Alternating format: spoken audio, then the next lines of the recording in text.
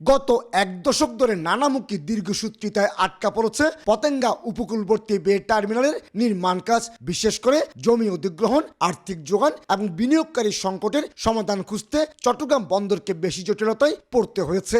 ইতিমধ্যে আন্তর্জাতিক সংস্থার প্রতিবেদনে উঠে এসেছে, এই বে টার্মিনাল নির্মাণ না হয় আগামীতে দেশের আমদানি রপ্তানি বাণিজ্যের উদ্যোগতি সামাল দিতে যেমন চ্যালেঞ্জের মুখে পড়তে হবে, তেমনি বছরে অন্তত ৩৬৫ মিলিয়ন মার্কিন ডলার ক্ষতির মুখে পড়তে হচ্ছে।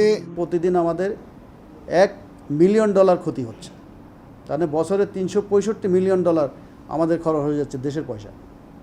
এই জন্য বে টার্মিনাল আমরা যত দ্রুত করতে পারবো ততই আমাদের এই টাকাটা সেভ হবে। ১৮,০০০ কোটি টাকার বে টার্মিনাল নির্মাণ প্রকল্পের প্রাথমিক অংশ হিসেবে ১৩,৫২৫ কোটি টাকা খরচ হচ্ছে মেরিন স্থাপনা উন্নয়নের পাশাপাশি ব্রেক ওয়াটার এবং অ্যাক্সেস চ্যানেল ড্রেজিংয়ে। এর মধ্যে ব্রেক ওয়াটার নির্মাণে ঋণ চুক্তি অনুযায়ী ৬৫০ মিলিয়ন মার্কিন ডলার ছাড় করেছে বিশ্বব্যাংক। নির্ধারিত সময়ের পরে শুরু হবে বিশ্বব্যাংকের ঋণের কিস্তি শোধের চাপ, আর তাই চলতি বছরের মাঝামাঝিতে নির্মাণ কাজ শুরুর চেষ্টা চালিয়ে যাচ্ছে চট্টগ্রাম বন্দর কর্তৃপক্ষ। জার্মান ভিত্তিক একটা কনসালটেন্ট মেসেস শেলহর্ন, তারা এই কাজটা করছে। তারা এটা জমা দেওয়ার পরেই আমরা পরবর্তী টেন্ডার ফেজে যাব। এটা চলমান আছে, আমরা আশা করছি আগামী মে জুনের দিকে হয়তো টেন্ডার ফ্লোট হতে পারে।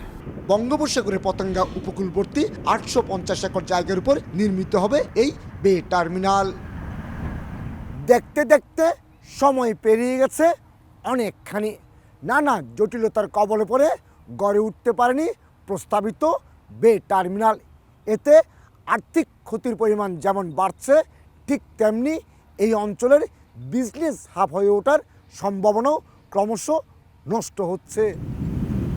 প্রথম পর্যায়ে ২০২৬ সালে এই বে টার্মিনাল অপারেশনে যাওয়ার লক্ষ্যমাত্রা থাকলেও এখন তা পিছিয়ে করা হয়েছে ২০৩০ সাল। তবে এর মধ্যে সৌদি আরব ভিত্তিক প্রতিষ্ঠান Red Sea Gateway Patenga container টার্মিনালে অপারেশন শুরু করেছে।